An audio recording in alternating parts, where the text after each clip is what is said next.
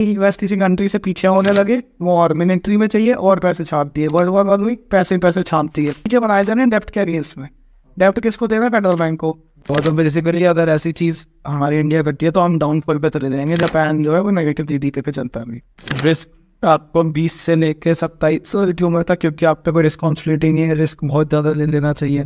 तो इनकी लैंग्वेज में सिस्टम है ना, सिस्टम खराब है वो।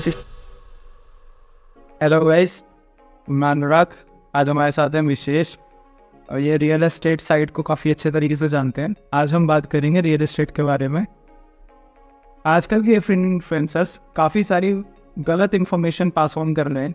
जैसे कि उसमें से एक है, अगर आप एक लोन ले लो, लोन से एक रियल एस्टेट ले लो और उस रियल एस्टेट पे रेंट पे चढ़ा दो, और उस रेंट से आप वो लोन की पेमेंट पे कर दो, और उसके बाद आपकी ज़मीन हो जाएगी, और जो रेंट आया तो उसी से आपका लोन चुकता हो जाएगा, और यहाँ पे आपको कोई मेहनत करने की जरूरत नहीं है, और आप बैठे बैठाए 15 साल में ज़मीन के मालिक हो जाओगे। क्या ये सही में पॉसिबल है? देखो, अब हम इसको अगर समझना चाहें तो हमें इसको तोड़ना पड़ेगा छोटे छोटे टुकड़ों में। जैसे टूटती है ज़मीन टुकड़ों में, तो उसको तोड़ने का तरीका ये है कि सोचो कि किसी किसी टाइप की ज़मीन होती है। पहले टाइप की ज़मीन होती है आपकी घर की ज़मीन, रेजिडेंशियल जगह। उस रेजिडेंशियल जगह में 2 टाइप की ज़मीन आती है। एक पक्की, जब गवर्नमेंट देती है, गवर्नमेंट के अंदर रजिस्ट्री पे चढ़ती है, सब होता है, जेनुअन पेपर वर्क होता है, सब होता है। एक होते हैं जीपे की ज़मीन, जैसे कहते हैं कच्ची ज़मीन। ठीक है, ये 2 टाइप की ज़मीन है पहले तो। फिर दूसरी टाइप की ज़मीन होती है कमर्शियल ज़मीन, या फिर एक फ्लोर फ्लैट जो भी कमर्शियल में, मतलब दुकान में भी कहने में मतलब है। रेजिडेंशियल और फ्लोर फ्लैट को अलग रखते हैं, बट मोटा मोटा देखो एक डिवीजन क्या है कि कच्ची पक्की। ठीक है, और अगर हम लोग जाते हैं इस वाली साइड पे, कमर्शियल की तो दुकानें हैं, ऑफिस हैं, और कोई एसईओ वगैरह रहते हैं, छोटी जगहें रहते हैं, तो वो हमारी होगी कमर्शियल में। उससे भी ऊँचा अगर अच्छा से देखो, इंडस्ट्रियल प्लॉट जो रहते हैं हमारे, कमर्शियल में ही, मतलब दुकान है खोलना, कोई क्यों फैक्ट्री एरिया से बड़ा एरिया, और तक में नॉर्म बोलते हैं फैक्ट्री को सेट करने के लिए, हेल्प करने के लिए। अब आप दुकान के अंदर फैक्ट्री सेट करोगे तो आप नहीं कर सकते, तो आपके लिए स्पेशली आपको इंडस्ट्रियल एरिया का प्लॉट लेना पड़ेगा, या फिर जगह लेनी पड़ेगी, फ्लोर लेना पड़ेगा, जो भी केस है। तो वो चीज़ एक तीसरे टाइप का आपका एरिया हो गया। चौथा एरिया आपका एग्रीकल्चर है। ठीक है, सिंपल डिविजन है बिल्कुल। अब हमारा जो एग्रीकल्चर लैंड है, अगर हम उसको लेते हैं तो उस पर तो रेंट ही नहीं आ सकता, तो उस पर भी हम लोग इग्नोर करते हैं थोड़ी देर के लिए। दूसरा बचा, मतलब उसके अंदर चीज़ें यूज हो सकता है, किसी को दे सकते हो, बट वो उसका कोई वैल्यू नहीं है। आप सब लोग आके वो वाना ही पे रहा, वो वाना ही दे सकते हो, बट वो उसको हम रेंट नहीं बोलिए ना। तो अब बाकी बची हमारी इंडस्ट्रियल प्लॉट की जगह। उसमें भी डिपेंड करता है आप कहाँ पर बैठे हो। अगर आप कह रहे हो कि मैंने अभी लोन लेके देना है, तो वो उसकी वैसे ही पहले तो अमाउंट ज़्यादा होती है, 500,000 से तो शुरू होते हैं। दूसरी चीज़, उसके अंदर बनाने की कॉस्टिंग भी फिर उस 500,000 के हिसाब से होती है। तो लगा लो आप एटलीस्ट अगर 1,000 का लेते हैं भाई, तो आपकी कॉस्टिंग में 10 करोड़ करीब पहुँच जाएगी। मतलब समझो, 5 से 8, मतलब मिनिमम 6-7 करोड़ ऊपर जाते आते, जितना अच्छा बनाते जमना। फैक्ट्री बनाने में रोज 10 करोड़ पता है। जगह जो हमने लोन लिया हुआ है वो अलग चीज़ है। अगर हम सिर्फ ओपन खड़ा स्ट्रक्चर खड़ा करने जा रहे हैं तो 6 के करीब चाहिए होगा। तो उसके बाद हम लोग क्या कहते हैं, अगर हम दूसरी वाली पे स्विच करें, तो अगर इतनी इन्वेस्टमेंट के बाद अगर आपको 3 उसके ऊपर कोई रिटर्न आ रहा है, ऑफकोर्स सी बात है, और यूज होगा। क्यों? पहले ही आप लोगों ने उसके ऊपर कोई 2-3 करोड़ अगर जगह लिए, तो उसके ऊपर आप लोग बना रहे हो 6-5 करोड़ लगा रहे हो, तो पहले जगह से ऊपर की वैल्यू और पत्थर में लगा, तो ऊपर बनाने को लगा रहे हो, तो 8 का टोटल अमाउंट हो गया। 8 के अगेंस्ट में आपको क्या आ रहा है, 400-300 बनेगा। वो एरिया जो वो अंडर डेवलप्ड होगा फॉर श्योर, जब आप इतनी सस्ती ले रहे हो। ये तो इतनी सस्ती मिलेगी नहीं, 2 के आसपास में कोई, मतलब। तो ये करते करते आपकी फिर वो रेंट पे चलेगी नहीं। तो ये सब सोचते हो, तो हम इसको भी एक बार कोई इग्नोर करते हैं। हम चाहते हैं आम आदमी तो, या इन्फ्लुएंसर और ये सब लोग अपनी मारते हैं बातों की, तो उसमें क्या ऑप्शन रहेगा? रेजिडेंशियल है, एक दुकान रहेगी। दुकान के अंदर अगर हम देखें तो अगर कोई आज की डेट में एक दुकान ले रहा हो, पहले 2 टाइप से दुकान है। बिल्डर की शॉप्स है, जेन्युइन गवर्नमेंट नहीं है, ये सब चीज़ों की शॉप्स हो सकती है। एक कच्ची वो शॉप्स हो सकती है, तीनों हो सकती है। अब जब हम बात कर रहे हैं शॉप्स की, तो उसके अंदर जो कच्ची है उसको हम साइड बात करते हैं कि उसमें आपको लोन ही नहीं मिलेगा, हम लोन ही नहीं ले सकते, आपको जीपे पे लोन ही मिलेगा। अब दूसरी बची आपकी जो डीडे की साइड से, या फिर जो बिल्डर में बना था, बिल्डर बना रही है, वो टाइम लेगा अपना उस टाइम पे। लेकिन अगर बिल्डर का हाथ में अटक गया, तो आपके पैसे नहीं अटक गए और टाइम पीरियड बढ़ गया, आप लोन नहीं देते रह रहे रेंट रहेंगे। रेट साइड में पहले बनी हुई चीज़ लोगे तो डीडे नहीं लो, बिल्डर की बनी हुई चीज़ लो, उसका रेट पहले हाई होता है करें, और उसके बाद वो लेने के बाद उसका जो इंटरेस्ट रेट बनेगा वो 3% में बनेगा, आपका लोन 7% में बनेगा। तो फिर से आप कमाओगे कहाँ, आप दे के जाओगे, और वो भी अपने नेट वर्क एरिया ही होगा, क्योंकि हम जमा करो 30, 40, 50 कुछ लगाओगे ना, ऐसा थोड़ी नहीं आप 4, 2, 3 की ले रहे हो, तो फिर तो आप अमीर आदमी हुए ना, फिर कहेगा फिर आपको ये लोन लेने की जरूरत क्या, तो जब आप मेरे जेब में पड़े तो ले लो रंग की चीज़। तो ये वाली बात हो गई। अब जब जेनुअन हम जो केयर बनते हैं सबके अक्सर मैक्सिमम रेजिडेंशियल में कैसी बन सकती है आप बताओ। अब एक कच्ची हो सकती है, पक्की कच्चे में तो मिलेगा, तो उसको कच्ची में लोन ही नहीं है।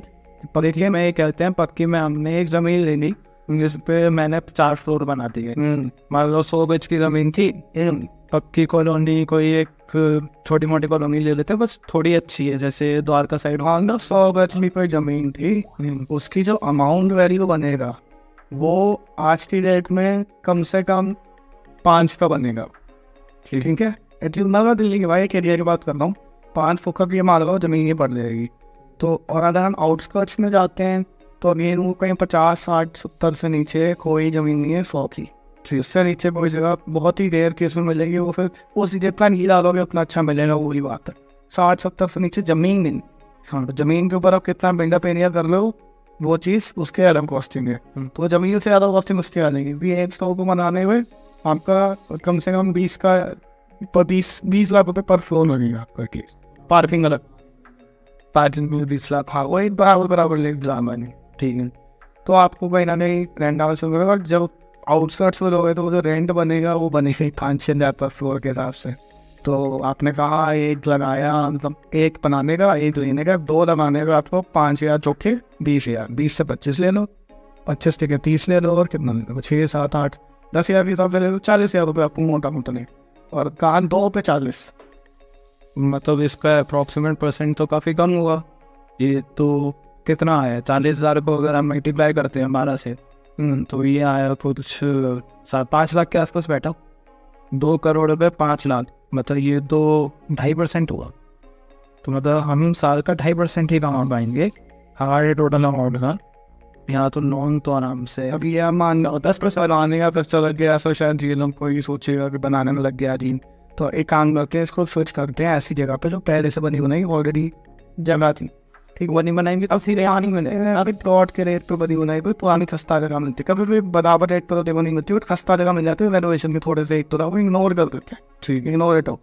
तो आपके पास सिर्फ क्या होगा कि एक साल अगर मान लो आपने कोई जगह ली है 1 CR जी, तो उसके अगेंस्ट में आपका जो एक एक्चुअल रेंट बनता है वो 30K के अराउंड महीना बनता है, 25, 30, 35 इसके बीच में ही बनेगा, वो डिपेंडिंग अपॉन साउथ दिल्ली का एरिया, तो पॉश एरिया कोई तो 35 हो गया, अगर कोई वेस्ट दिल्ली मिडल है 30 आ गया, थोड़ा ईस्ट दिल्ली में अगर कोई आपका शादरा सिटी आगे जाके कुछ वेलकम के एरिया में आप सीलमपुर साइड है कुछ है तो 25-20 कुछ भी जा सकता है, डिपेंडिंग अपॉन एरिया तो एरिया, तो वो वेरी करता है। आपके आगे जो की है बहुत सारी वेरिएबल्स है, but at the end of the day आप 30 एवरेज मान के चल सकते, तो 30,000 पर मंथ आपसे करना, ये आप मेरा 3% है 1 करोड़ रुपये, अगर कुछ बना हुआ मेरे को मिल जाएगा उस पर ऑन लोन कितने साल के हिसाब से 3% का आपका रेवेन्यू बन गया, या सॉरी प्रॉफिट बन गया, उस प्रॉपर्टी से रेंटल इनकम हो गया आपकी 3%।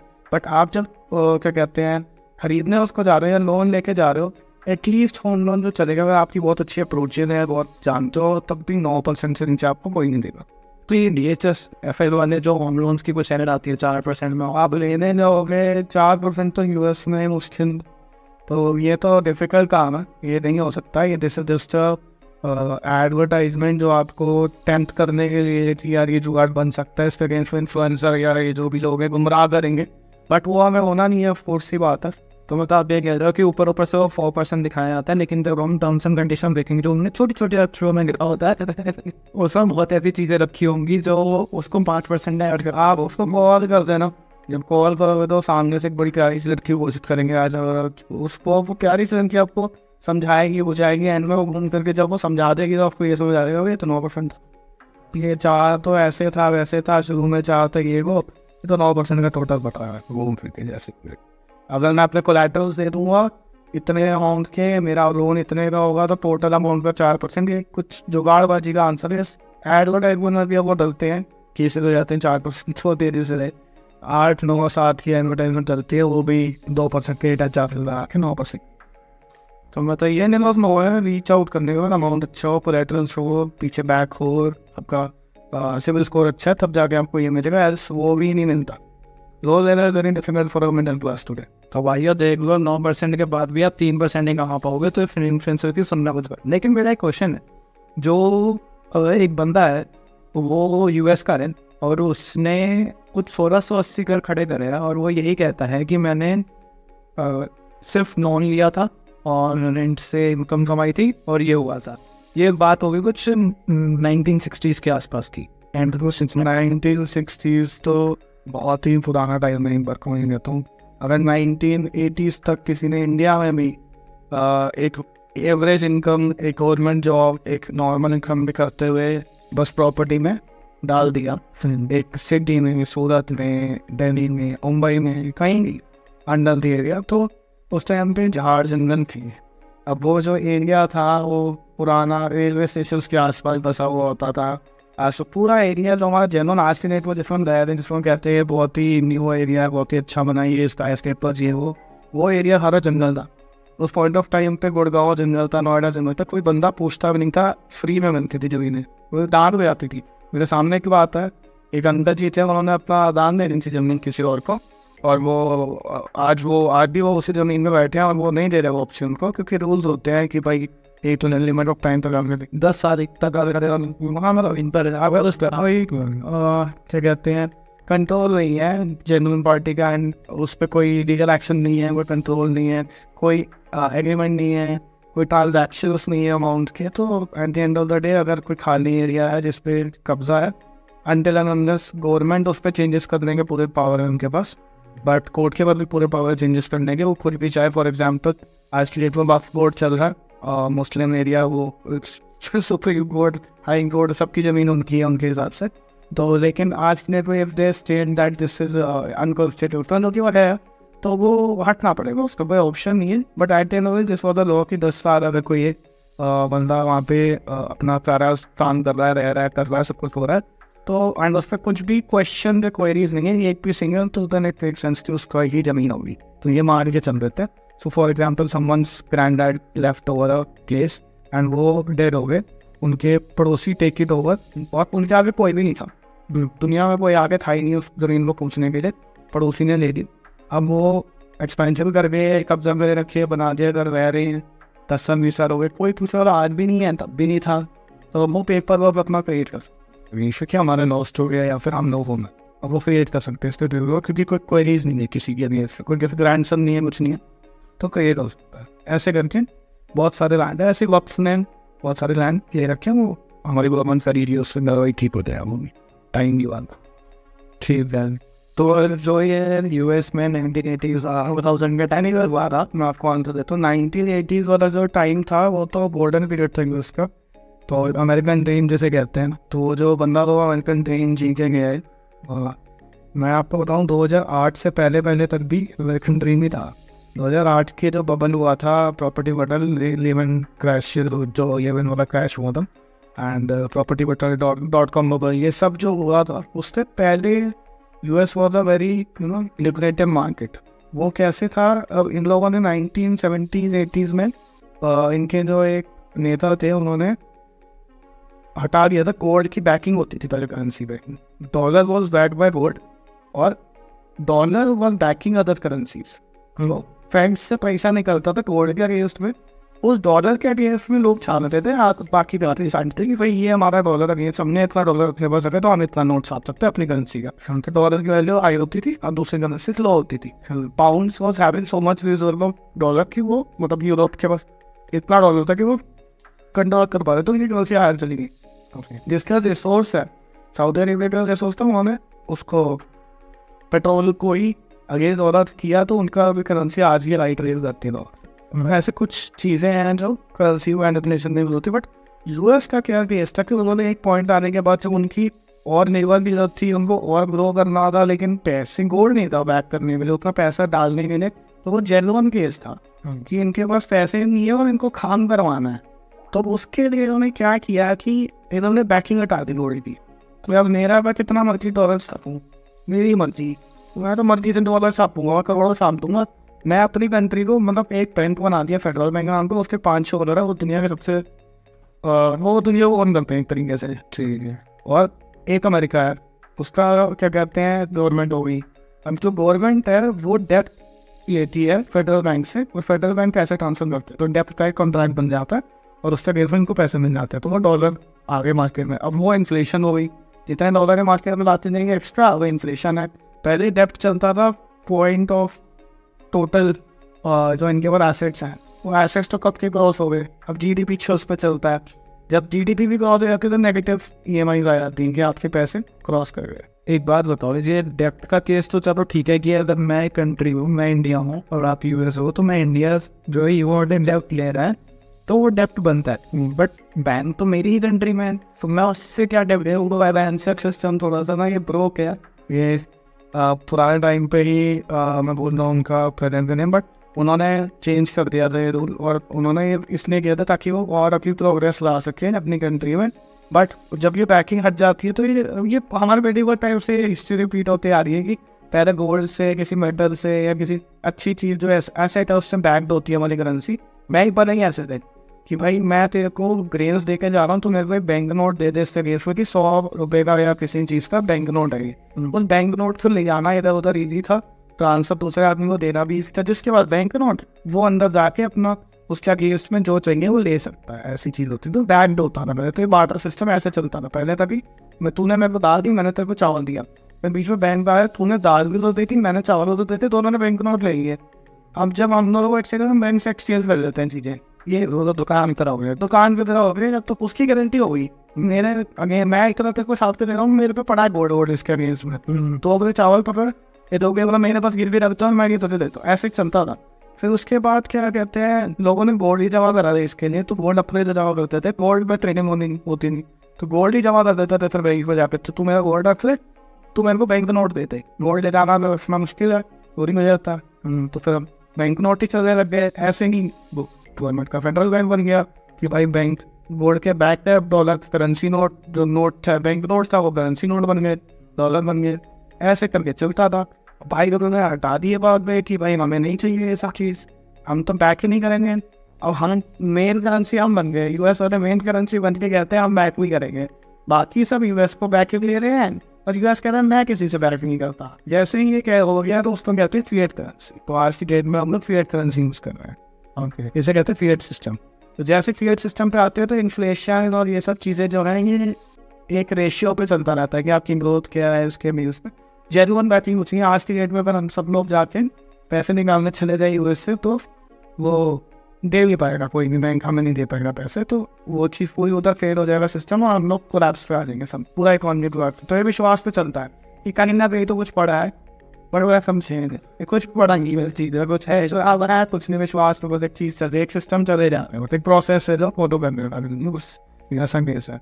अब वो क्यों बनाया होता कि वेल्दी स्टेज वेल्दी एक है, काफ़ी लोग ऐसे हैं जो उसके पास, बट इसमें एक अपॉर्चुनिटी भी है सबके पास की वेल्दी होने, तो इसीलिए हम लोग सारे पैसे के पीछे भागते हैं। एंट्री ऐसा ही।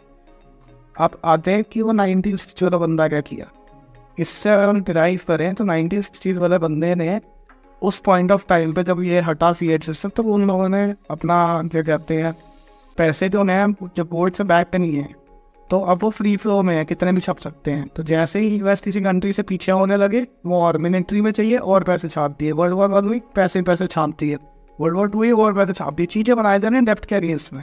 डेप्ट किसको देना है? फेडरल बैंक को। फेडरल बैंक के बाद ये वर्ल्ड वॉर 2 के बाद अब आप देखोगे ऐसे पहुंच चुके हैं ऊपर डेप्ट का।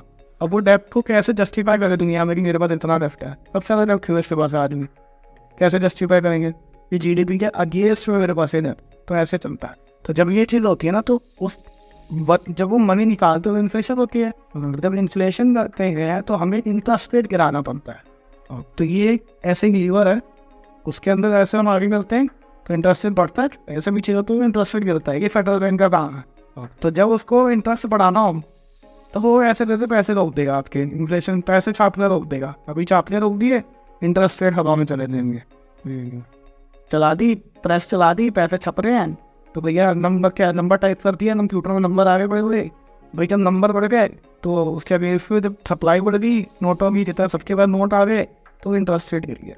अभी सबके पास नोट है तो लेने वाले उस हिसाब से अमाउंट ज़्यादा देना चाह रहे हैं तो इंटरेस्ट कम देना पड़े। वो पूरे टाइम पे इंटरेस्ट था कितना, कुछ आइडिया? 1-2%, 1%, 2%। तो मतलब लॉजिकली जो हमने कहानी सुनी, रियल एस्टेट में रेंट 3% होता है, तो उस टाइम पे अगर इंटरेस्ट रेट 2% तो आपका और का पॉसिबल है। आज की डेट में चीज़ इससे पॉसिबल नहीं है, क्योंकि हम बैक यूएस से हमारे कोई फ्री के पैसे नहीं बट रहे हैं। मजाक छाप सकते हैं ऐसे भी मतलब में, क्योंकि हमारे डेप्ट और वो रेशो खराब हो जाएगा, हमारी घंटे रुक जाएगी। तो आदमी ऐसे करनी भाई, तो ऑडिट नहीं चलते सब पे पे। तो यूएसडी चल रहा है वो छापता है, तो पहले उसको करना पड़ता है कि मेरा जीडीपी के ऊपर ना चला है। जैसे जापान जो है वो नेगेटिव जीडीपी पे चलता है अभी। अच्छा, तो नेगेटिव डेप्थ जो है वो जीडीपी को पार कर चुके हैं, तो at the end of the day उसको अब ईएमआई जो है वो नेगेटिव रन करता है, स्पेशली लोगों को पैसे देता है लोन लेने के। इतना बीच में ये भी चल रहा है जापान में, तो इसीलिए जापानी दोनों डाउनफॉल से देखेंगे 10 साल हो गए इनको गिरते में। तो बेसिकली अगर ऐसी चीज़ हमारी इंडिया करती है तो हम डाउनफॉल पे चले जाएंगे, जैसे भी डेप्थ बढ़ रहे। बट जापान तो सही जी रहा है, तो उसको लोग दे आर लिविंग गुड नहीं कि लोग जो है आज की डेट में they are unable to marry. एक बच्चे से ऊपर वो बियर नहीं कर पाते। उनका पूरा वर्क लाइफ बैलेंस जो बहुत ही गंदा है, वर्क ही लाइफ में बैलेंस तो बचा ही। They are happy to not marry and not have a kids, क्योंकि उनके पास उतना अर्निंग वो उतनी अच्छी लाइफ ना ही दे पाएंगे क्लियर है उनके पास, क्योंकि उन पर बाई डिफॉल्ट डेप्थ पड़ा तो आने लोगों का जो उनको चुकाना है। पहले लोग जो थे वो ग्रोथ के अगेंस्ट कोई डेप्थ किए गए, बट वो ग्रोथ रुक गई क्योंकि वो चाइना में भी शिफ्ट हो गया बिजनेस उनका आधे से। अब वो अटके में रही है, उनकी दिक्कत है ना। अब उनको काम करने के लिए उतना वेजेस और नौकरी है नहीं, बट डेप्थ उतना ही देना पुराना वाला। तो work life balance garden Japan से वो लोग बहुत अच्छे हैं इस चीज़ में, बैलेंस मैनेज करने में, टेक्नोलॉजी उनके अच्छे, तो they are doing it. But हमारे यहाँ पे जितनी पॉपुलेशन और जो चीज़ें हैं हम लोग ये चीज़ हैंडल नहीं कर पाएंगे। तो इसीलिए हम लोग इतना ज़्यादा डेप्थ, तभी हमारे अभी रिसेंटली न्यूज़ आ रही थी कि डेप्थ बहुत ज़्यादा इंडिया में बढ़ रहा है। इन्वेस्ट कह रहे हैं कि डेप्थ बढ़ रहा है मैंने सर, बट हमारी सरकार जो है फिलहाल they are working it fine. तो निर्मला सीतारमन कुछ बताती नहीं है ना उनका कोई system. They she is more like footage या एक फेस है जो वो पुट आउट करते हैं आगे, but of course I am the people on the back end are handling this whole thing, so इसलिए हम लोग safe and well, I don't think she can handle it on cases. इतना qualified नहीं है। वो तो हमारे यहाँ पे जितने भी ऊपर के लोग बैठे हैं तो भी क्वालिफाइड नहीं है। S Jaishankar as a foreign minister is qualified, Modi is qualified for his own task.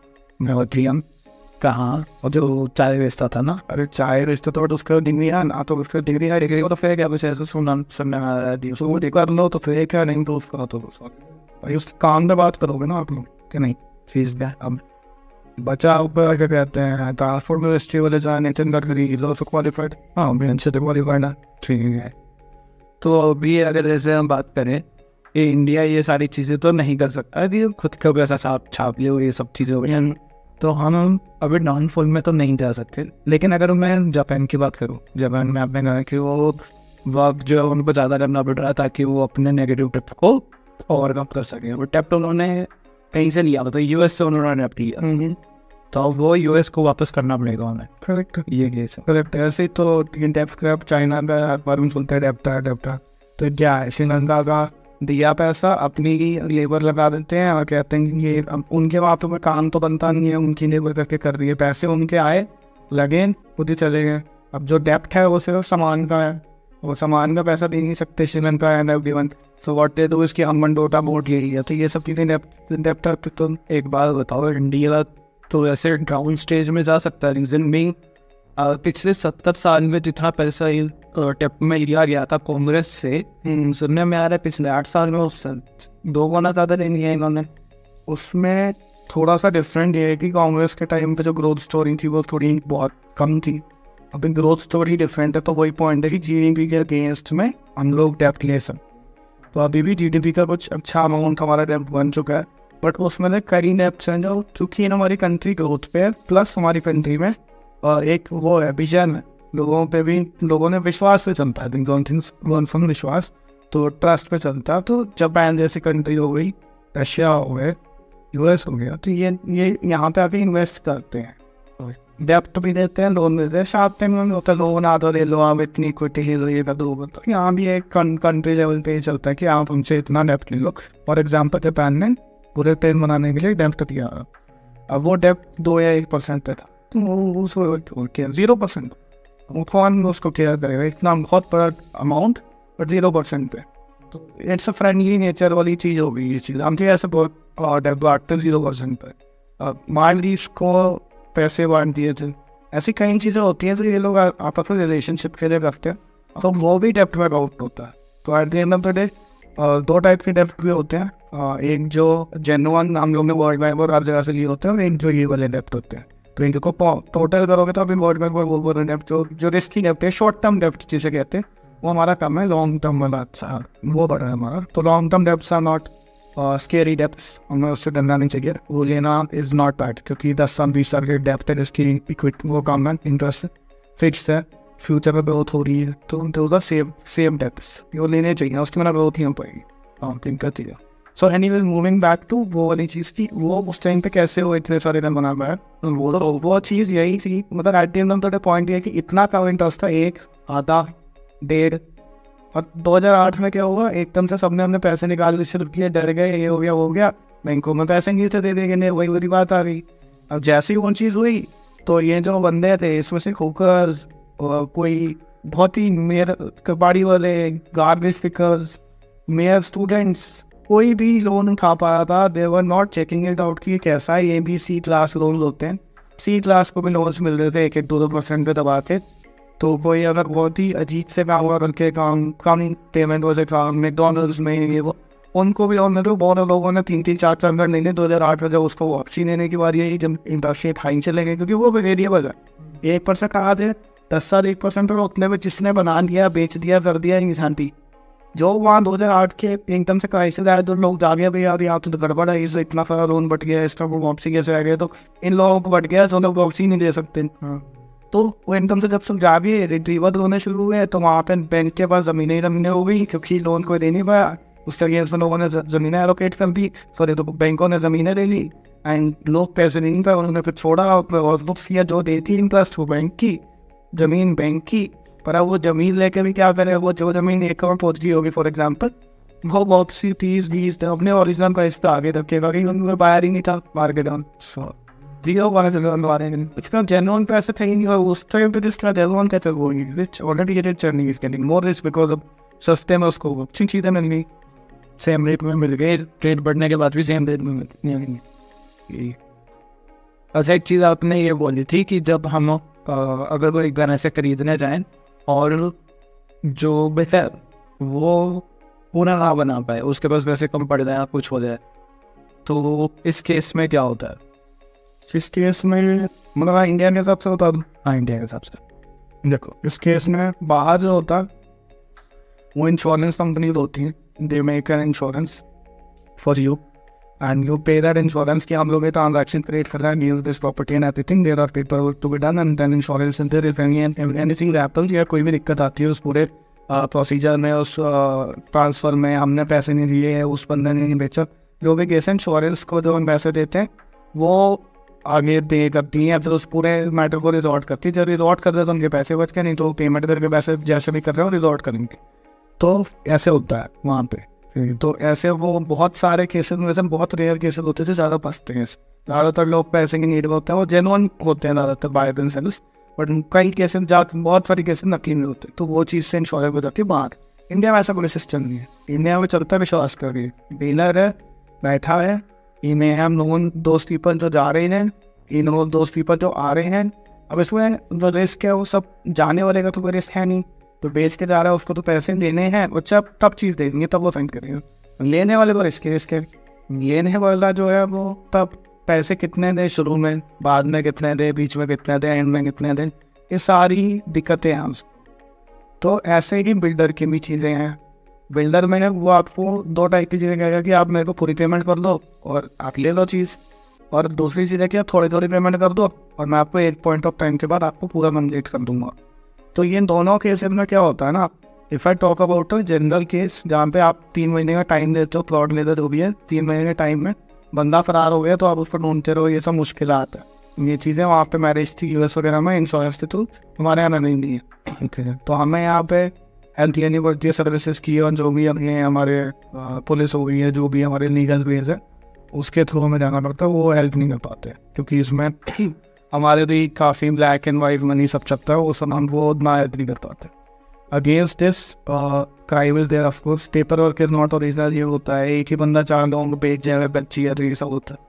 अब बात करते हैं बिल्डर की बात कर रहा हूँ। बिल्डर में क्या सीन है कि बिल्डर में मुसीबत ये है कि आपको फॉर एग्जांपल ये PMA में बहुत एक बड़ी स्कीम चली थी गुड़गांव में, नोएडा में, नोएडा नहीं सॉरी गुड़गांव, हरियाणा को, फरीदाबाद हो गया और ये सब जितना भी हरियाणा में इन्होंने PMA में सोनीपत हो गया, तो प्रधानमंत्री आवास बहुत मशहूर स्कीम है। इसी के अगेंस्ट पे बहुत ज़्यादा घर हमने प्रोवाइड करें ऐसा गवर्नमेंट बोलती है, और काफ़ी स्टेट में वोट बैंक भी एलोकेटेड होती है, तो अच्छी स्कीम बुरी नहीं है। कानून अमाउंट में एक जनरल बेसिक घर प्रोवाइड करना ये काम है। इसमें बेसिक घर का मतलब है एक फ्लैट प्रोवाइड करना, 1 BHK 2 BHK 3 BHK आपके बजट के लिए। इसमें गवर्नमेंट ऐसा नहीं करती कि मैं बता रही, वो बिल्डर को बोलती है कि आप बनाओ, इस स्कीम के अगेंस्ट में बनाओ, इसके स्पेसिफिक रूल्स है वो फॉलो करो, अपना लकी ड्रॉ करो, लोगों को बांटो, ये सब सिस्टम रहता है। उसके अगेंस्ट में ज़मीन जो वो लेते हैं उसमें डिस्काउंटिंग बिस्तर को भी रहती है, तो इसमें जो भी कमाई है वो ऐसे चलता है। इससे क्या हम साइड में लग्जरी प्रोडक्ट्स और मूव करके बिल्डर भी अपने और इनकम्स बनाता है, और इसकी सर्विसिंग और सबकी भी बिल्डर की इनकम रहती है, तो इसलिए वो ये ऐसा काम करता है। ठीक है, अब जब ये चल रहा होता है तो इसमें क्या होता है कि कंस्ट्रक्शन लेंगे तो प्लान नाम की चीज़ होती है, वो ये रखना। अब उसमें आप थोड़ा पैसा देते हो पर हेक्टर पर अमाउंट ऑफ कुछ स्ट्रीट लाइट भी रोड बन गई, ऐसे करते करते आप पैसे देते हो। प्लान बनता है, दैट इज ऑल स्ट्रक्चर 20 30 30 20 ऐसे मान रहे प्लान है। ठीक है, मैं 20 30 30 आपने दे दिए, वो टाइम पे वो ले देगा। अब आपने सोचा इंश्योरेंस ये आपने लोन लिया या फिर आपने नकद पैसे, 2 चीज़ें होती है। पहले नकद की बात कर लेते हैं। 20 30 30 दिया, उसका रटक दिया। अब वो आप वेट कर रहे हो कि क्या होगा क्या नहीं होगा, बनेगा नहीं बनेगा, बन गया तो ठीक, नहीं बना तो ठीक। तो बन गया आपको मिल जाएगा, नहीं बना तो आप सर रेरा बजा के उनकी एजेंसी में जाके आप केसेस कर सकते हैं, या फिर ग्रुप RWA करके आप स्टेडियम में फाइट कर सकते हो। बट अभी तक मैंने जो देखे हैं केसेस सॉल्व होते हुए, तब तक सॉल्व नहीं होते जब तक गवर्नमेंट इंटरवीन करके ये नहीं कहती कि कोई और बिल्डर इसको बनाए, एल्स देयर स्टेटमेंट किसी के हाथ में नहीं आ रहे। अब आपका फ्लोर अगर बन चुका है तो फिर भी आप एक लेवल पे सेफ हो। अगर आपका फ्लोर ही नहीं बना जो आप ये मैं फ्लैट का, तो आप सेफ नहीं हो, फिर आपके पैसे अभी भी अटके हुए हैं, आपको नहीं पता। आप मान लो 5-6 साल कर गए इस मामले को, और उसके बाद आपको इनिशियल पेमेंट मिल जाती है, तो आपके तो 6% बैंक के भी गए, घर भी नहीं मिला, और वो इन्फ्लेशन के लिए आपके पैसे सारे मतलब रिड्यूस हो गए एक तरीके से, तो आपके हाथ में कम अमाउंट रहेंगे। अभी वो भी मिल जाए तो बहुत बड़ी बात है, वो भी अटका के बिल्डर फॉर एग्जाम्पल बिल्डर ने बैंक सब्सिडी दे दी, तो आपके पैसे तो पूरे अब कौन देगा? बिल्डर कह रहा मैं बैंक तरफ, तो गवर्नमेंट अपनी जैसे देगी कि कोई मुआवजा होगा तो वो ज़्यादा अमाउंट नहीं बनेगा, तो ये सब करते करते आपके अमाउंट अटक गया। तो ये अटका तो अटका, कोई बात नहीं। अभी तक आपका नकद था, मान लो आपने 20-30% दी थी, अब अटक गया अमाउंट, आपको पता लग गया, आपने उधर ही पैसे रोक दिए, 5 से 8 दिए, और 30 में से जो 25 में से अमाउंट बनता, 20 से 30 का अमाउंट बनता हमेशा, उससे ऊपर नहीं आता, उससे नीचे नहीं जाता। तो आपने 5-10 दिए और रुक गए, उतना अमाउंट का आप सोचो कि मैंने हटा दिया, खराब हो गया मेरा, आगे बढ़ो अपनी ज़िंदगी में, और बाकी अमाउंट का भूल जाओ। जैसे अगर बन जाता है बाई चांस बिल डाउन आता तो ठीक है, आपकी किस्मत आपको मिल जाएगा, एप्रीशिएटेड रेट मिल जाएगा, आप भी शांत हो जाओगे, पैसे भी रुक गए, ठीक है, टाइम कट गया, चल जाएंगे। बट अगर नहीं बना तो पहला वाला अमाउंट मिल जाए, उसके लिए आप लड़ने के लिए रेडी थे। एल्स दूसरा केस है कि आपने इंश्योरेंस लिया हो फॉर रीजन, आपने इंडस्ट से लिया हो और लोन लिया हो, तो वो और गंदा केस है। उसमें क्या आप बैंक को नहीं रोक पाओगे कि सर अभी ये रुक गया है, प्रोजेक्ट नहीं बन रहा, आप मत दीजिए पैसा, बैंक आगे डिस्पोज कर देगा उसको टू द बिल्डर, जब भी बिल्डर नहीं वो बनाएगा। और मतलब बैंक चेक करते हैं, but builder can easily fool them. So ज़्यादातर वो पहली 3 पेमेंट निकल जाती है, लास्ट 30% रह जाती है बैंक में, वो भी एक लेवल पर दे देते हैं वो लोग, एंड में फाइनलाइज हो जाती है, क्योंकि उनको इंटरेस्ट तो लेना ही है ना आपसे, तो वो अपना कर लेते हैं उनका, तो उनको देंगे और आपसे इंटरेस्ट लेंगे, तो वो आपको सदा के अब आप इंटरेस्ट से हो जाते हैं। हाँ, अभी आप 9%, 10%, 11-12 जहाँ भी आपको मिला वो इंटरेस्ट भी दो, मूल भी दो, मूल आपका बैंक को आप दोगे, इंटरेस्ट दोगे, वहाँ पे चीज़ बनी नहीं है, आपके हाथ में कुछ भी नहीं है और आप हो गए बर्बाद। ये स्टोरी है एक लोगों की, और भी एक ऐसा ही स्कैम है आपका, अगर जैसे पेमेंट कंप्लीट नहीं हुई या पेमेंट एक थे सुपर टेक में थे उनके किसी के अंकल थी, उनके पेमेंट उन्होंने कर दी थी, बट उनकी दुकान की कैद कर दी, उन्होंने दुकान ली थी। अच्छा 25, 26, 27, 28 से उनकी थी, 29 थी, 29 थी नहीं, 27 के बाद 29 बना दी, 28 दुकान गया, 29 किसी और को बेच के विंटर करा गया, अब करते रहो तो बैठना। वो मेरा अंकल सफ़र कर रहे हैं। तो विंटर की बहुत तो है, एक अच्छी सोसाइटी है, नाम तो ढंग से मैं बता भी नहीं पाऊँगा, उतना रियली मुझे याद नहीं, बट अच्छी सोसाइटी है। उसमें गुड़गांव है, गोल्ड फोर्ट के साइड पर उन्होंने क्या किया, बना दी, pipes and everything are very low quality, जो दीवारें हैं वो और भी लो क्वालिटी, बहुत पतलियाँ, मक्का मारोगे टूट जाएंगी, और उसका जो सर्विसिंग का मतलब अभी तक RW फॉर्म होने में 3 साल 2 साल 4 साल लगते हैं, उसके भी पूरी वो प्रोसेस होती है। RW नहीं फॉर्म हुई है, वो 20,000 रुपये they are giving as a yearly, क्या कहते हैं तो सॉरी 20,000 रुपये या 25-30,000 रुपये के around they are giving an yearly service charges to them, और सर्विस के नाम पे कुछ भी नहीं है ना, उनका सीवरेज रेडी जा रहा है, तो सीवरेज इज भी totally contained into a park जो उसके पीछे ही है। अच्छा, उसके पीछे जो उसकी सीवरेज पड़ी है वो बनी हुई जी रहे हैं, और वो पैसे भी दे रहे हैं, ये सब है। एक थे उनके स्ट्रक्चर बन गया था, गरीब फैमिली थी, स्ट्रक्चर में रहना शुरू कर दिया कि हम क्या करें, एज अ डिवॉल्ट उनका वो स्ट्रक्चर में रहना, अंदर से भी बन गया था, लिफ्ट नहीं चलती, 6ठे फ्लोर तक वो चलो उतरो, मोटा में तो चला ही जाएगा। तो ये ऐसे बहुत सारे स्कैम हैं जो चलते हैं, तो फिर उसको ध्यान रखना चाहिए। तो ये बिल्डर जब स्कैम करते हैं, इससे अभी बचने का यहाँ पे कोई हमारे पास है कोई रूल, कोई लॉ या कुछ हम इसमें पकड़ सकते हैं? हाँ, इसमें आपके पास जो ऑप्शन है वो यही है कि देखो, ऐसी चीज़ में इन्वेस्ट, अगर आपके पास कंप्लीट अमाउंट है तो लोन की तरफ मत जाओ, लोन इज लायबिलिटी। लोन तब लीजिए जब आपके पास अमाउंट नहीं है, आपके पास तो जरिया नहीं है रहने का, आपको इन्वेस्टमेंट के लिए loan is not a practical approach. फिर स्टॉक मार्केट एंड ये सब जगह पे आप लोग ज़्यादा बेटर प्ले अराउंड कर सकते हो। जहाँ आपको लोन लेना पड़ेगा एक अच्छे अमाउंट पे, तो फिर लोन देना भी पड़ेगा, ये छोड़ नहीं सकते हो आप, you are not a investment की आप बच जाओगे। कंपनीज को लोन मिल जाते हैं, बहुत चीज़ें वो डिफॉल्ट हो जाए, डिफॉल्ट होने में वो, बट वो भी एक अच्छा वे नहीं है ना, कंपनी आपकी गायब हो गई, आपका नाम क्या हो जाए, वो क्या रह गया, आपकी रेपुटेशन क्या रह गया, मार्केट रेपुटेशन क्या ही करनी है, वो भी जमा देना करा तो था, वो तो डिफॉल्ट करके भाग गया, लेकिन उसमें एंड में वो कवर किससे करा, बैंक ने तो पैसा हमसे कवर करा। हाँ, तो रियलिटी है, वो तो रियलिटी है। अब ये पे करेंसी जो फिएट है the end of the day सब होंगे, तो नहीं आएगा या वो भी तो चैन करेंगे, ठीक है। तो ये सारा हमारा फ्रैक्स है कि अगर हमें इससे बचना है तो we have to go to a renowned builder, either take DDA government की चीज़ें लो, या बनी हुई चीज़ ले लो, पूरी बनी हुई चीज़ें वो ले लीजिए। आपके अमाउंट पूरा पर्याप्त होना चाहिए, चादर से पैर ज़्यादा ना फैलाएं, बेस्ट वे आउट।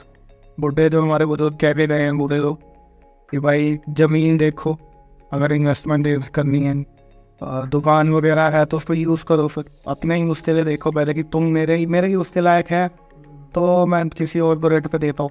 ऐसी चीज़ें सोचिए, तब जाके माइंडसेट चेंज करिए, एक जेलसी या फिर एक जेनवाई ये वाले माइंडसेट से बाहर निकलो। जो भी नए माइंडसेट है, बच्चों के सपने और इन्फ्लुएंसर्स को देखना बंद करो। जो हमारे बुजुर्ग है, बाबूजी लोग हैं, फादर लोग हैं, ग्रैंड फादर हैं, इनसे राय लो। ये लोग भूखते हुए समझे हुए, इनके सामने पूरी दुनिया बदली है। ये तो अभी नए नए पैदा होंगे सारे बिल्डर एक्चुअली नहीं कर पाए, तो उन सब मतलब दूर रटो अपने, कहीं ना कहीं पेरेंट्स को पकड़ोगे भाई कैसे करना इनको। जिंदगी ने एक्चुअली हर एक चीज़ बढ़ते हुए ही देखी है। ये आए हैं हमारे फ़ोन, जब सब कुछ बन चुका था उसके बाद आए हैं भाई, इनको पैसे मिले हुए मेरे, सब कुछ बन रखा है, इनको वो चीज़ मिली है। तो ये जो आजकल के इन्फ्लुएंसर्स हैं, ये सारे भी उसी के टाइम के ही हैं। इन सब ने देखा है सिर्फ बढ़ता हुआ, इन्होंने कोई क्रैश नहीं देखा ढंग से। इन लोगों का सिस्टम प्रॉब्लम स्टेटमेंट ये नहीं, इन लोगों ने सिर्फ कोरोना देखा एक तो, हाँ कोरोना में इन्होंने देखा डिजिटल में चलेगा, वो भी एक बस कन्वर्ट हुआ। ऐसा नहीं है कि वो कोई क्रैश था जिसमें बहुत ही ज़्यादा हालत खराब हुई थी, जैसे 2008 का क्रैश हुआ। इन लोगों का कोई स्ट्रगल नहीं है। Correct. In case of for example, अगर ये पढ़ना चाह रहे हैं, they have everything readily available on www.wikipedia.com। जो इंटरनेट पे लोग हैप्पीली शो कर सकते हैं। ChatGPT अलग ही लेवल का इनके लिए आ गया। So they don't need to read English to write English. Cheat करने के लिए जैसे मोबाइल फ़ोन हमारे पास क्या होता था, पेंसिल पेन कैलकुलेटर, कौन चीटिंग आते थे, कैलकुलेटर वो भी साइड से गाना तो हम लोग देखते थे भाई इसमें फंक्शन वाला है। तो वो चीज़ है। हम लोग का डिफरेंस यहाँ से भी आता है कि मिट्टी से मिट्टी होके काम करना, physical work was very much there with parents and everyone. खाना जो है वो फास्ट फूड से ना होके या फिर से नॉर्मल फूड के खाते, जेब में 10-20 रुपये ले जाना वो तो बिग थिंग, कल 20 रुपये में रोल खाना है तो बिग थिंग, तो उसमें मैं चल जाता था। वो चीज़ है मिनिमल जो होता था वो चीज़ खत्म हो चुकी है। हम लोग अमाउंट ज़्यादा खर्चने और जीने में आज जी लो कल का किसने देखा है, वो लोग इज अ थॉट जो मेक्स यू ग्रीन पर्सन। आजकल के लोग ये भी कह रहे हैं इन्फ्लुएंसर्स की अगर हम बात करें एजेंसी की, रिस्क आपको 20 से लेकर 27 साल की उम्र तक, क्योंकि आप पे कोई रिस्पॉन्सिबिलिटी नहीं है, रिस्क बहुत ज़्यादा ले लेना चाहिए। ये लोग जैसे और father is a 20% you can hear risk. पर फर्स्टली हमेशा तो रूल इज कि पहले सर्वाइवर जो अपना सर्वाइवल है वो कहीं ना कहीं बनाइए, जहाँ सर्वाइवल बन जाए वहाँ से अपना मुँह चलाना शुरू कीजिए कि हाँ जी हम ये कर सकते हैं। Else you are a useless person and a liability to all of your family, to be honest. पहले पैदा हो जाएंगे, कमा लीजिए एक लेवल तक, दूसरे को देना शुरू करो लेने के अलावा, तब जाके अपना मुंह खोलो। रिस्क समझाना बाद में, पहले समझो फिर समझाना बाद में। तो ये एक एटीट्यूड चाहिए इन लोगों को चेंज है। वो थप्पड़ सुपड़ मार के अगर बचपन में इनको सीधा कर दिए होते तो अगर ये रेफरेंस आ जाता हो, तो वो हमारे ज़माने में था अब तो मारने ही मना कर दिया, टीचर भी नहीं मार सकती, पेरेंट्स नहीं मार सकते। तो ये एक बहुत ही गलत रूल है तुमने। और लॉज भी बाई लॉज भी इस वे में बन गए हैं कि जो आपके वुमेन साइड हो गई या फिर आपके जो लेस देन 16-18 वाले हैं वो दे कैन डू एनीथिंग। आप 16-18 के नीचे चोरी करा लो, कोई एम करा लो, कुछ करा लो, they are not liable to it, they are innocent, so they can do it. उनको गलती हो गई, this is the point. But ऐसे गलती क्यों हो रही है, ऐसी गलतियाँ हमारे टाइम पे क्यों हाईलाइट नहीं होती थी? क्योंकि इक्का दुक्का होती थी, हमारे पास इंटरनेट नहीं था हमें ऐसे चेंज करने के लिए। अब बाहर की यूएस का चीज़ अगर इंडिया में दौड़ाओगे तो नहीं चलेगा। यूएस को पूरा हम नेटफ्लिक्स देख रहे हैं, सब कुछ ना इस पर यही देख रहे हैं तो यही अडॉप्ट कर, वो शॉर्ट्स है, एनिमल है, हम भी think about it in this way, ये इन्फ्लुएंस करेंगे। बट हमारा जो क्या कहते हैं ये चीज़ें हैं जो हम लोग सामने से करके दे रहे हैं, हम लोग खुद बच्चों के आगे दादू पी रहे हैं, हम खुद जो हमारी खुद के हम इनसे तो उनसे खुद ही होके बैठे हैं। हम कह रहे हैं कि वेस्टर्नाइज सही है, बट वो कैसे सही है वो कोई प्रूव नहीं कर सकता टू बी ऑनेस्ट। कि जापानीज अपना कल्चर नहीं छोड़ रहे, चाइनीज अपना कल्चर नहीं छोड़ रहे, क्योंकि अब ये बोलो कि हम वेस्टर्न कल्चर में तो ठीक है, फिर कम्प्लीटली वेस्टर्नाइज कीजिए एंड बच्चों को बोलो भाई अपना 18 साल हो गए, चलो 18 भी क्या 14 साल के घर में वो तो भेज देते हैं बच्चों के बाद, they won't be able to survive one day also, survive नहीं कर सकता कोई। India is a harsh environment, competitive environment, कर ही नहीं सकता, कोई गवर्नमेंट एड नहीं है। मेरे माँ तो सपोर्ट वगैरह सारी चीज़ें मिल जाती हैं, मतलब गवर्नमेंट भी सपोर्ट देती है, वहाँ भी हेल्थ केयर का सपोर्ट है इंडिया का बहुत अच्छा है। प्रिस्क्रिप्शन होता है, दवाई भी चलती है, वहाँ पे 2-2 महीने लगते हैं एक प्रिस्क्रिप्शन को पूरा एनालाइज करके उसको मतलब उसको एग्जीक्यूट करने में। डॉक्टर ने देखा, तुमने दवाई दी, उसको 1 महीना लग जाएगा। यहाँ पे गए, उठाया, लिया, चौड़े में मजे कर रहे हैं, वो नहीं दिख रहा। तो अपनी चीज़ें छोड़ के दूसरे की तरफ भागोगे, grass always greener on the other side वाली केस करोगे तो फिर पूरी करो। ये आती है दूरी मत करो। अपना ये क्या दोगलापन, इधर का पकड़ लिया, उधर का पकड़ लिया, एंड में सब खराब कर दिया। ये दोगलापन है ये, और कुछ नहीं है। अच्छा हमारा वैल्यूज थी पेरेंट्स की तरफ ध्यान रखने की, पेरेंट्स हमारा पहले ध्यान रखो, हम फिर उनका। इसमें क्या बुरा है? कोई बुरा ही नहीं है। 14 साल में हम पेरेंट्स धक्का मारते हैं अपने बच्चे को कि भाई तू जा, तो भाई उसमें क्या अच्छा है? कोई वो 4 दिन में पैर कटवा, हाथ कटवा के बैठा हुआ एडलेट में क्या फायदा? इसीलिए अगर एक बार वो जी भी जाए तो फिर उसके पेरेंट्स के प्रति लगाव नहीं रहेगा। तो वहाँ पे जो कल्चर है वो समझ आता है कि बच्चों को पेरेंट्स के प्रति लगाव नहीं है और पेरेंट्स को बच्चों के वहाँ पे सिंपल से शादियाँ हुई थे। वहाँ एक और डिफरेंस भी है। यहाँ पे हम लोग अगर उनको बोलें कि आप अपना लिविंग देख लो, they can't look into their living. 22 साल होने के बाद तो डिग्री खत्म होने के बाद तो नौकरी मिलती है, उस वजह से नौकरी में नहीं कोई पूछता। हर कोई इन्फ्लुएंसर नहीं बन सकता, नहीं वो तुक्का बनने की बात है। हर कोई नाश्ता खाता है, आज तक लड़की नाश्ती खाती है, इन्होंने पूरा अलग लेवल का बाजार बना रखा है। बट हर किसी के पल्ले तब भी कुछ नहीं आता, 2%, 1%, ये सब बहानेबाजी है।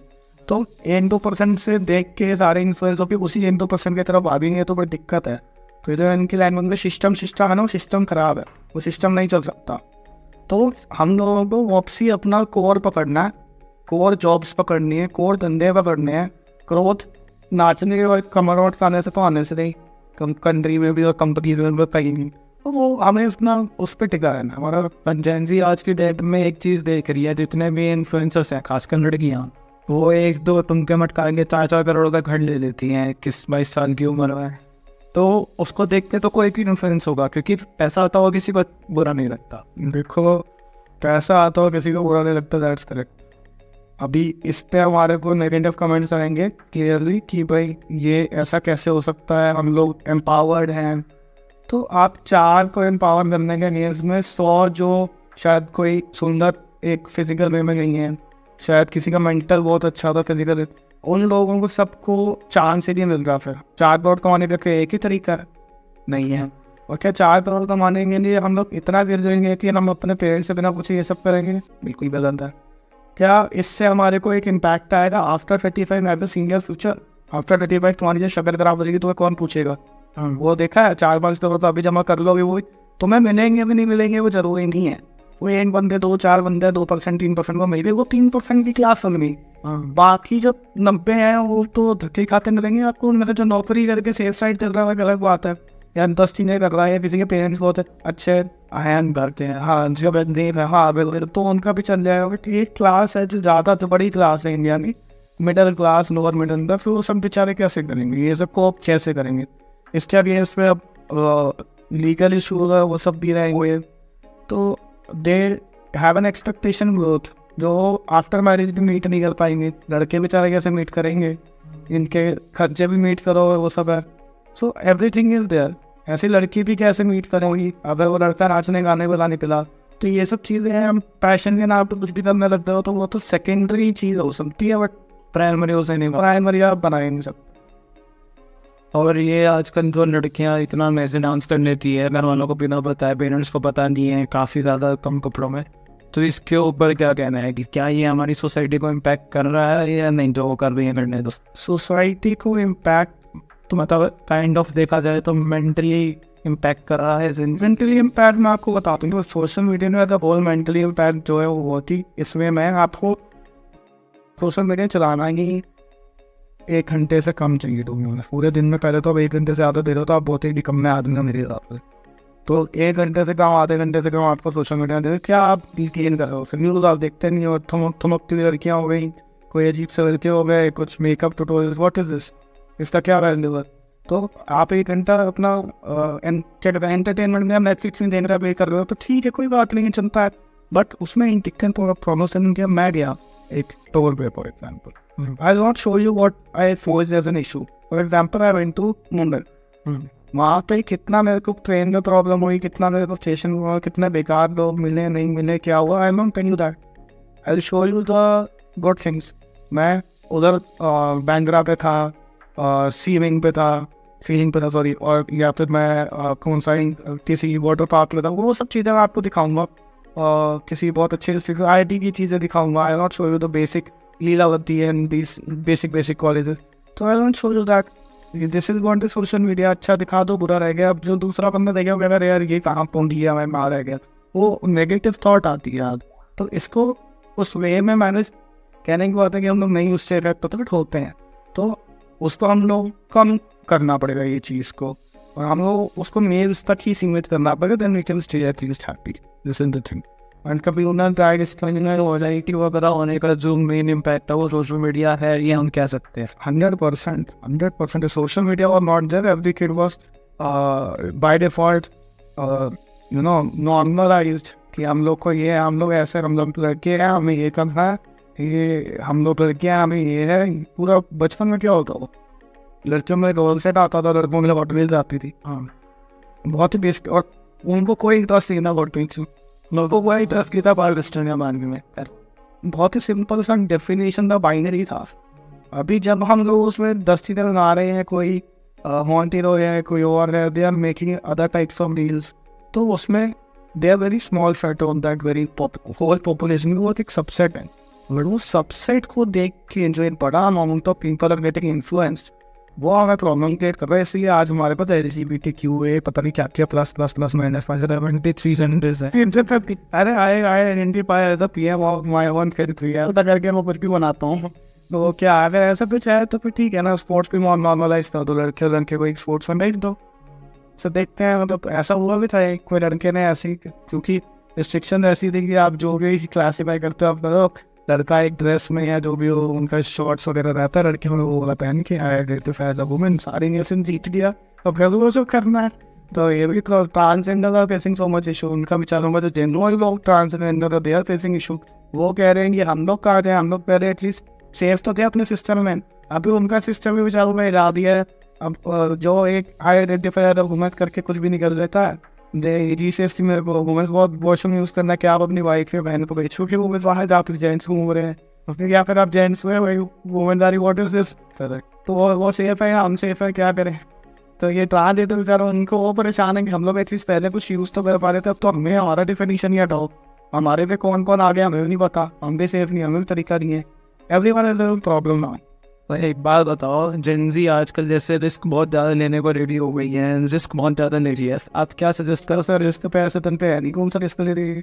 Risk in the sense job छोड़ के हम स्टार्टअप करेंगे, हम अपना पैशन फॉलो करेंगे, जॉब बिल्कुल छोड़ देंगे, मतलब हमें फिक्स्ड इनकम वगैरह से लेना देना नहीं है, फिक्स्ड डिपॉजिट हो गया, सेफ इनकम होगा टाइप की। इस वे में अगर आप सोचो तो हाँ, इट मेक्स सेंस कि मेरे पास 50,000 लाख रुपये 2 लाख 4 लाख कुछ है, ठीक है, I take that amount, put it into a startup. Startup से मेरे को अगर कुछ इनकम आ रही है, मैंने जेन्युइन बनाया है, तो इट मेक सेंस कि मैंने रजिस्ट्री या जॉब छोड़ी सब किया। एक प्रॉफिट लॉस स्टेटमेंट तो अपनी बनाओगे ना लाइफ की ज़िंदगी में। दूसरी चीज़ है कि मैं अपना सुबह उठ रहा हूँ, कह रहा हूँ भाई मेरे को डेवलपर को पैसे देने हैं, मेरे को प्लान को पैसे देने हैं, ये करना है वो करना है, मम्मी पापा पैसे दे दो। तो भाई मम्मी पापा भी लुट देंगे, तुम तो बचोगे नहीं, उसमें क्या चांस है। जैसे शाहरुख खान बनते हैं वैसे ही ये क्या कहते हैं एंजल इन्वेस्टर, ये सब पे ऐसे ही चलते हैं, आधे बनते हैं शार्क टैंक, आधे बनते हैं, उन पैसे मिलते हैं, कभी कुछ होता है कभी कुछ होता है। हमारे साथ कितनी बार हो चुके हैं, नहीं कुछ गुड बोल के चले गए कि हम देंगे नहीं दिया, ये सब चीज़ें चलती रहती थी। Sir not a short thing कि आप बनी जाओगे, आप अच्छी चीज़ बनाने के बाद भी नहीं बने कोई बड़ी बात नहीं है, क्योंकि कोई बंदा तो मशहूर है, वो बंदा सेम चीज़ से बना के उसको मिल गई फंडिंग, आप पर ये मिली, तो ये सब तो चलता रहेगा इसमें। और बिल्कुल लक वाला है, और लक बाई चांस वाली चीज़ इसमें चलती है। Such place at such time जब बहुत ज़्यादा बूम चल रहा है, और मतलब तब जाके आप नज़र में आते हो। इस तो आप 100 इवेंट्स में जा रहे हो, उससे खर्चे कितने हैं, एक इवेंट जा रहे हो 15,000 लग जाता, भाव में ड्यू। उसके बाद आप तो बेसिक डॉक्यूमेंटेशन के 30,000 रुपये लोग ले लेते हैं, 40,000 रुपये, आओ नहीं केटर। तो ये सब है आपका प्रॉब्लम स्टेटमेंट है इसमें। बेसिकली जेनजी जो है वो एक्स्ट्रा रिस्क लेने वाला जो फैक्टर है उनका, वो अपने आप को उसमें से वही बात है कि कितने लोग शाहरुख खान बनते हैं, वो बड़ी चीज़ है। तो वो कितना ले पाएंगे नहीं ले पाएंगे, that is a problem statement. Loan पे लेके रियल एस्टेट बनाना, that is also not possible in India. You have to go to some place where जहाँ interest rate is very low and growth rate is high, ऐसी बहुत rare condition रहती है, तो वो चीज़ भी आप नहीं कर पा रहे। तो जेनजी के पास एक ही तरीका है, अपने पुरखों को देख लो, फिर से वो कमाए हैं भाई, सब कमाए, आराम सी बात है। अगर उसमें आप अपनी जान लगा के एक्स्ट्रा वर्कआउट करके सैटरडे संडे मंडे जो भी 11-12 4 बजे तक 4 घंटे सो दो ना, आपके पास एक आधा दिन एक्स्ट्रा आ गया। तो वो जब वो चीज़ आप अपनी लगाइए, देन जो आप एक्स्ट्रा बनाते हो वो आपकी पूंजी है। उसके बाद that is your risk, that should be your risk. तो ये है, मतलब बेसिकली आप ये कह रहे हो अगर मैं एक स्टार्टअप करने जा रहा हूँ, तो जब तक या तो उनको स्टार्टअप से आज की डेट में जो मेरी नॉर्मल इनकम, जो आज की डेट में एक नॉर्मल जॉब से जो इनकम आ रही है 22-23 साल के लड़के की, जो एक तरह से मैं बोलूँगा 30 से 35 हज़ार आती है, और वहीं पे अगर कोई बड़ा बंदा है, मतलब बेसिकली 2 या 3 साल एक्सपीरियंस भी है, मतलब 25 साल से नीचे का है, तो आराम से 8 लाख 10 लाख का पैकेज उठा रहा है, डिपेंडिंग अपॉन स्ट्रीम्स हुई, स्टेट्स भी हो गई। बट एवरेज दिन मेरे हालात तो नहीं रहते हैं, तो मतलब 50,000 महीना, 4,000 रुपये महीना एक एवरेज पढ़ा लिखा आदमी वाइट कॉलर जो ले रहा है। और वहीं पे अगर कोई वो 28-30 साल का हो गया, तो वहाँ पे वो 50,000 एक प्लान 1 लाख, हाँ 70-80 एक।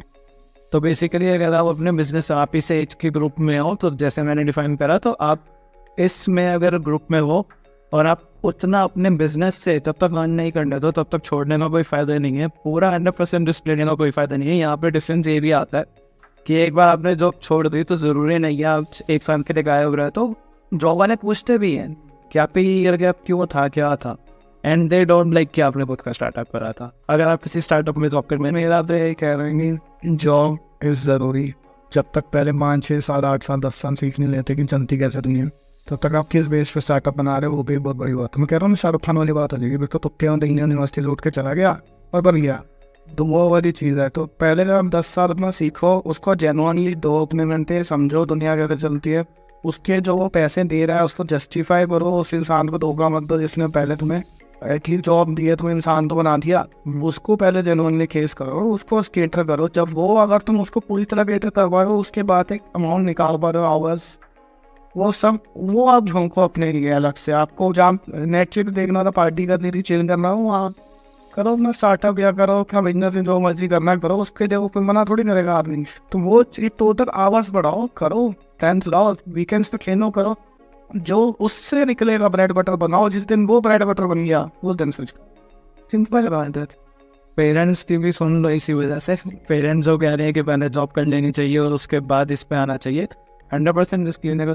तो वैसे ही होती है। 27 साल तक कोई सिस्टम नहीं बढ़ना, 28, 29, 30, 31, 32 फिर कैसे कोई लड़की देगा इनको ग्राउंड सेंचुरी में तो लड़की फिर बर्तन मांझने फिर रेडी रहना।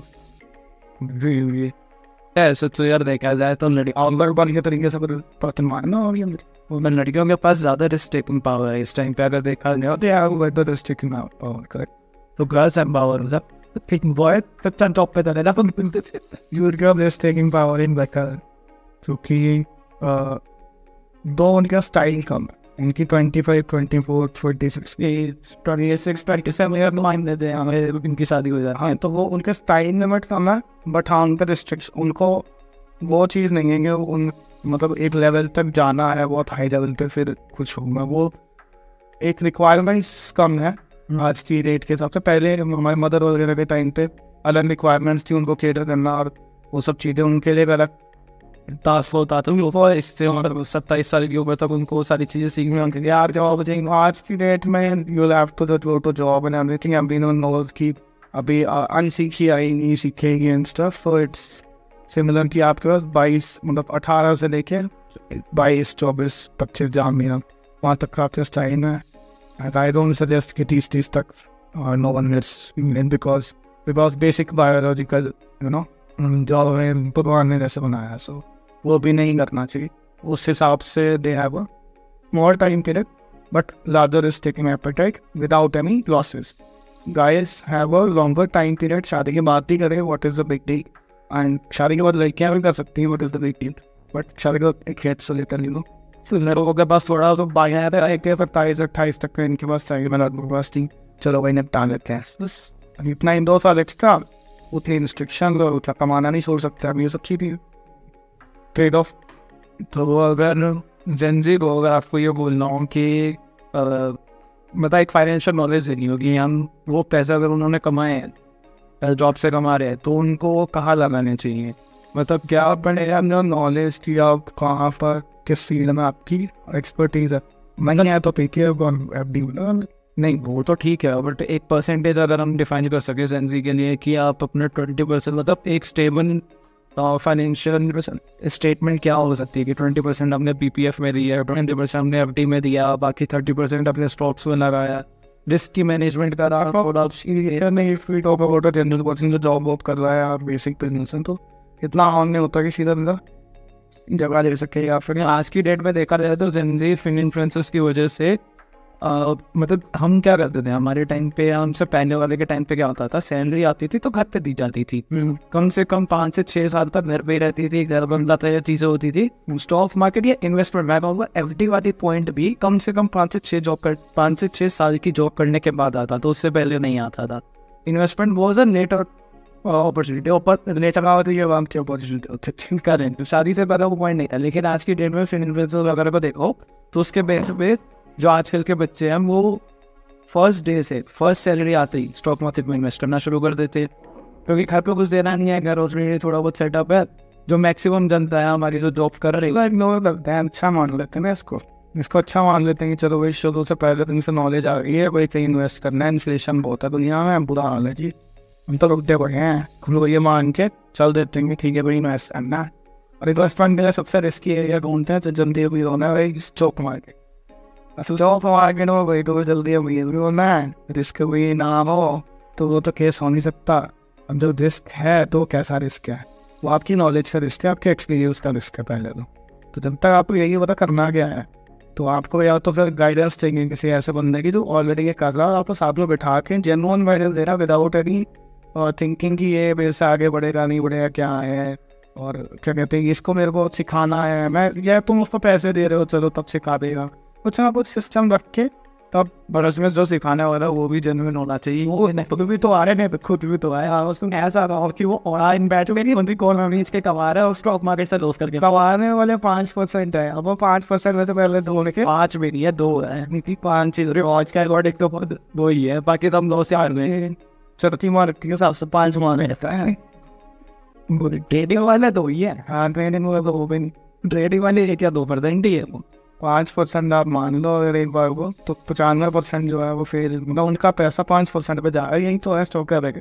और यार 5% में से भी मान लेते हैं 2% तो हमारे ऑपरेटर्स होंगे, तो बेसिकली रिटेलर में जो जिनको आप रीच कर सकते हो तो 3% नहीं। अब 3% जेन्युइन रिटेलर्स आपकी जेब में है, हाँ उनसे सीखिए और कीजिए, फिर बनता है, नहीं तो फिर आप पहले डूबिए एक सीखिए और फिर रेस ले, लेकिन वो डुबाने का अमाउंट जो है ना, अगर आपका टोटल अमाउंट जैसे आप इनिशियली से लगाना शुरू हो गए तो अमाउंट बड़ा हो गया, वो इनिशियल से हम डूब गए, तो आपको छोटे अमाउंट से सीखना शुरू करना पड़ेगा। जो अमाउंट लगाए बिना तो आप सीख ही नहीं सकते, अमाउंट लगाना पड़ेगा। पेपर ट्रेडिंग तो पेपर ट्रेडिंग से आप नहीं सीख सकते, उसमें टेंशन नहीं होती ना तो अपना पैसा नहीं नष्ट होगा ना, तो जब हमारे पास 20-30% होता है ना तो काम हो तो अपना अच्छे से मतलब कम रिस्क से शुरू करते हुए क्या हो रहा है क्यों हो रहा है, न्यूज़ कितनी इफेक्ट करती है, कौन सी फंडामेंटल टेक्निकल क्या फॉर्म से चीज़ें इफेक्ट करती है, वो अलग वीडियो जो डिफाइन कर लेंगे।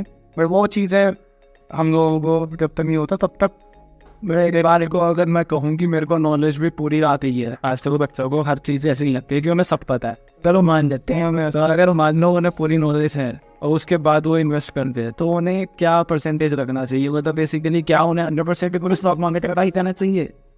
नहीं कभी भी नहीं।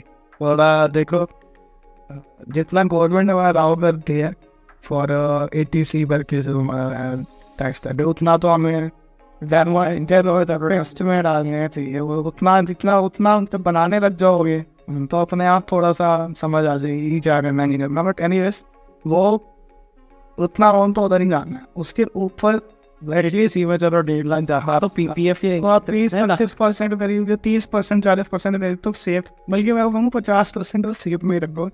50 में से हम ब्रेक डाउन कर सकते हो अलग अलग स्टेट्स में कि भाई मेरा शेयर इतना गया, म्यूचुअल फंड में इतना गया, और कोई अगर कमोडिटी ना तो गोल्ड और वो सब चीज़ें वो भी कमोडिटी था। तो ऐसे पर अगर मेरे को अपने स्टार्टअप पर लगाना है तो मेरे को क्या पूरा अमाउंट लगाना चाहिए या एक रेशियो ठीक है कि 20% बिना भी startup non burn model full create to this kind of thing. और अगर प्रोडक्ट बिल बना रहे हो दैट इज ऑल्सो गुड। तो पहले अपने स्केल होना चाहिए कि जो मेरा खर्चा है वो मेरी ईयरली सैलरी के 5% से कम है, पहले तो बहुत ही कम है, ना के बराबर खर्चा करना है, नहीं तो you will get broke in a short period of time. जो चीज़ बननी थी वो भी गायब हो जाएगी, जो तुम्हारी जेब में था वो भी गायब हो जाएगा, बचेगा नहीं कुछ।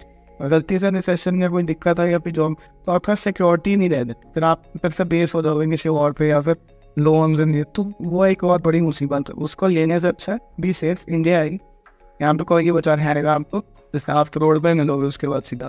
यहाँ पे तो गाय हमारे पास पैसे नहीं है तो गवर्नमेंट भी हमें कुछ हमारा कोई सपोर्ट बार मिल जाता, सपोर्ट नहीं मिलेगा कोई भी किसी में, तो मिलेगा on different kind of environment, तो वो सब लंबे पे जीना अच्छा नहीं होता।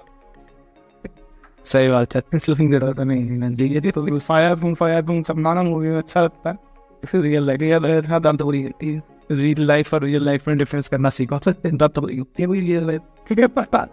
तो यही है ब्रेक डाउन की भाई अपना एटलीस्ट 50% तो देखो फिक्स में रखो एसेट्स में, ताकि टूट जाए तो रियल एस्टेट फिक्स में मानी जाएगा, एसेट्स में मतलब फिक्स्ड एसेट्स में अच्छा नहीं, अब रियल एस्टेट फिक्स माना जाएगा या मतलब जो 50% है वो डायरेक्टली एफडी में ही जाना चाहिए और कहीं नहीं? एमसी पीपीएफ जिसमें ज़्यादा रिटर्न मिले, बैंक पोस्ट ऑफिस टाइम में जाओ जहाँ ज़्यादा रिजल्ट मतलब रिटर्न। बट उनमें तो वो भी है ना कि जैसे 1 लाख हमने यहाँ डाल दिया, मेरी 50% की वैल्यू साल की बैठ रही है 6 लाख मान लो फॉर एग्जाम्पल, तो मैंने 1.5 लाख डाल दिया बीपीएस में, बाकी के बचे कितने 6 लाख में से 1.5 लाख या 4.5 लाख बचे, तो वो 4.5 लाख में एफडी में डाल। अगर मेरे पास 6 लाख हैं तो वो मैंने 1.5 लगाया, तो वो 1.5 मैंने बीपीएफ में डाल दिया, तो 4.5 बचे मेरे को, तो वो 4.5 मेरे को एफडी में ही डालने चाहिए। या फिर बैंक में अगर मैं वहाँ चले जाऊँ, पोस्ट ऑफिस चला जाऊँ तो आधे पोस्ट ऑफिस में डाल दिया, आधे मेरे यहाँ से फिर जहाँ इंटरेस्ट ज़्यादा है बस वहीं दफा डाल दो सीधी सी बात। ठीक है। और बाकी का जो 50% है उससे मुझे डिवाइड करना चाहिए 20%, जैसे मैंने और gold, stock market, mutual fund, commodity charge. Gold तो एक तरह से मान सकते हैं कि वो फंड्स और है फिक्स की तरह गोल्ड, बट गोल्ड में दिक्कत है कि आप पहले मतलब उसमें थोड़ा सा ये देख लो कि जो खरीदी कर रहे हो कम रेट पे कर रहे हो, ऐसा नहीं कि ऑल टाइम वहीं पे कर लो। थोड़ा वेट कर सकते हो आप, ज़्यादा टाइम नहीं लगता गिरना बढ़ने में, तो भाव चेंज होता है। उससे भी गोल्ड से बेटर है कि सिल्वर में कर दो, तो सिल्वर और बढ़िया रहता है, ज़्यादा अमाउंट कम पैसे, और मतलब उसमें बहुत ज़्यादा है सिल्वर में। ऐसी और भी मेटल है but silver is the best until now. जैसे मैं आप देख लेना, चेक कर लेना, गोल्ड भी बेटर है। तो उसका जो भाव कम हो तब उठा लो, क्योंकि आपको पहले ही 5 से 6-7% तो जो बना रहा है उसको दे, उसको दे, सिक्के बनाएगा तो भी देगा, गोल्ड चलिए बनाओगे और ज़्यादा दोगे, करेक्ट, तो आपको उसको देने ही पड़ने। तो 6% का तो पहले लॉस बना के शुरू होगा, इसलिए gold is not a good asset. और आप ऑनलाइन वर्ड हो जो होता है क्या कहते हैं, वो भी मत ही शेयर हो तो अच्छा है, क्योंकि उनको कंपनी भाग तो कौन उसको होल्ड कर रहा है, कोई उसको होल्ड नहीं कर रहा। नाम के पेपर गोल्ड जरूर जिसे कहते हैं, बट वो सेबी के पास रहता है हमारा ये कंट्रोल, तो सेबी से हम वापस नहीं ले सकते, मतलब अगर जरा सीधा कौन बढ़ा दो। बहुत डिपेंड करता है। अगर टी सी ए 5 से ले रहे हो, सेंको से ले रहे हो, जो टाइटन से ले रहे हो, तो वो तो फॉलो कर रहे हैं ये चीज़। बट कई कंपनीज हैं गुल्ला फुल्ला, नहीं जो लोग नहीं करते, तो थोड़ा सा सेफ होना, सेफर से नहीं करना चाहिए सब।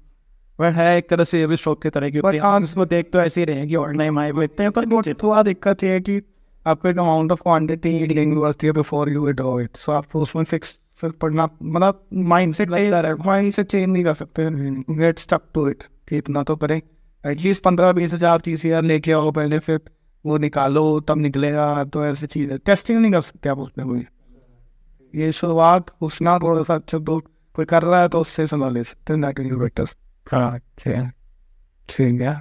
तो गाइस आज के सेशन में हमने काफ़ी सारी चीज़ें कवर करी हैं, रियल एस्टेट से रिलेटेड भी हमने जाना, फाइनेंशियल नॉलेज से भी रिलेटेड हमने जाना। हमने ये देखा कि आजकल ये जो बाकी सारे इन्फ्लुएंसर्स वगैरह हैं, इनकी सुनना थोड़ी कम करनी चाहिए, और पूर्वज जो एक्चुअली बोलते थे हमें वो सुनना चाहिए और उसके बेस पर हमें वर्क करना चाहिए। आज का सेशन थोड़ा सा ऊपर से था कि हमने रियल एस्टेट और बाकी सारी चीज़ें, मतलब फाइनेंस से रिलेटेड काफ़ी सारी चीज़ें जानी है। काफ़ी सही हमारा पॉडकास्ट था, तो आपको मे बी अच्छा लगा हो तो इसको लाइक करिए, शेयर करिए, सब्सक्राइब करिए हमारे चैनल को। मिलते हैं फिर अगली एक पॉडकास्ट में फिर से अच्छा